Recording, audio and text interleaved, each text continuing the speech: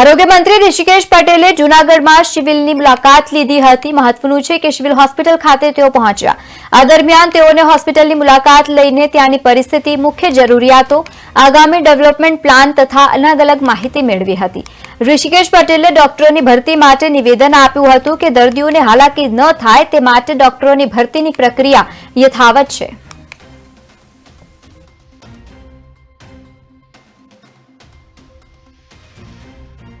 CM સેતુ અંતર્ગત આપણે દરેક જગ્યાએ રાજ્યની અંદર આ સેવાઓ આપણે આપીએ છીએ।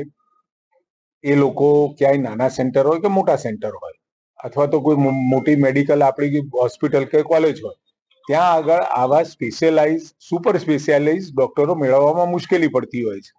સીએમ સેતુની યોજના એટલા માટે જ મૂકી હતી કે વધારાના અને વિશેષ કલાકોમાં આવીને અહીંયા સેવા આપી શકે, પરંતુ કમ ભાગ્યે આપણને એવા ડોક્ટરોની સેવાઓ ઓછી ઉપલબ્ધ થાય છે।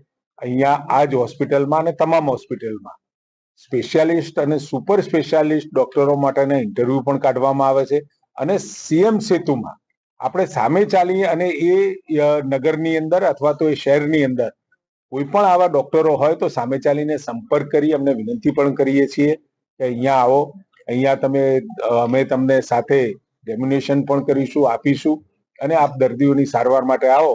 પરંતુ કમ ભાગ્યે પ્રતિસાદ ઓછો મળ્યો છે। અમારા વિભાગે એને રિવ્યુ કરી અને એના રેટ રિવિઝનનું પણ વિચારીએ છીએ।